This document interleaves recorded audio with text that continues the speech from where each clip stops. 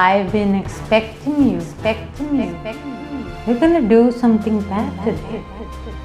We're gonna burn our cheesecake! We're gonna make a burnt Basque cheesecake.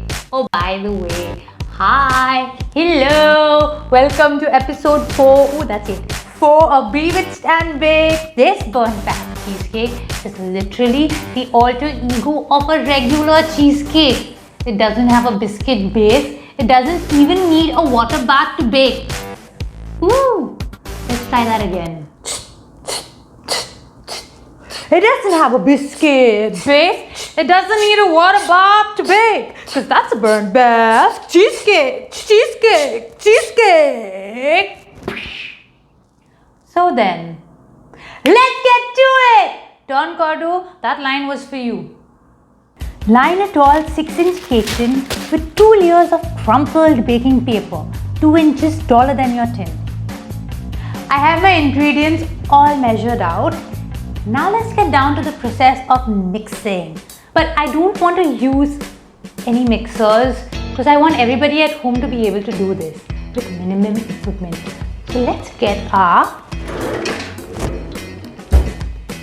whisk. We have our cream cheese mixture at room temperature. Add your caster sugar and whisk it. Basically, you need to mix till all the sugar is incorporated in your cream cheese. You don't want any granules. It's time to get our eggs. Add your egg one at a time and beat until smooth.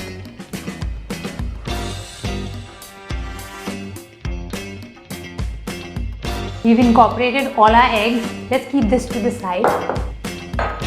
Flour. We're going to add some of our heavy cream mixture to it, not all of it.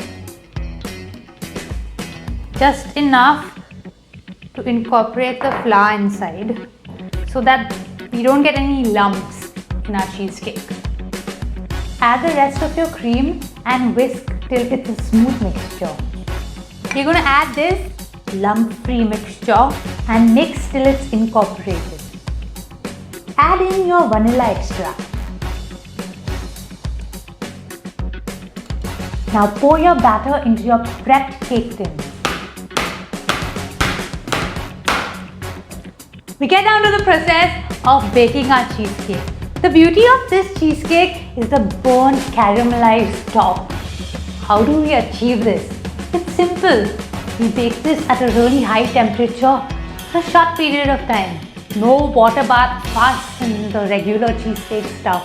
How cool is that? So let's get this baby in the oven.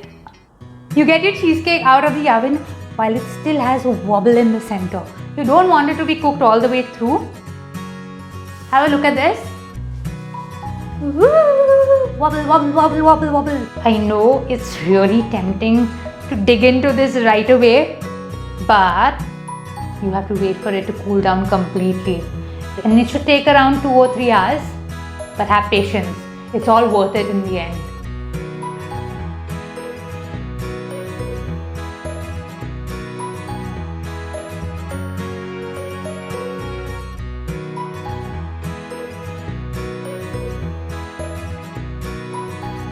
Yummy!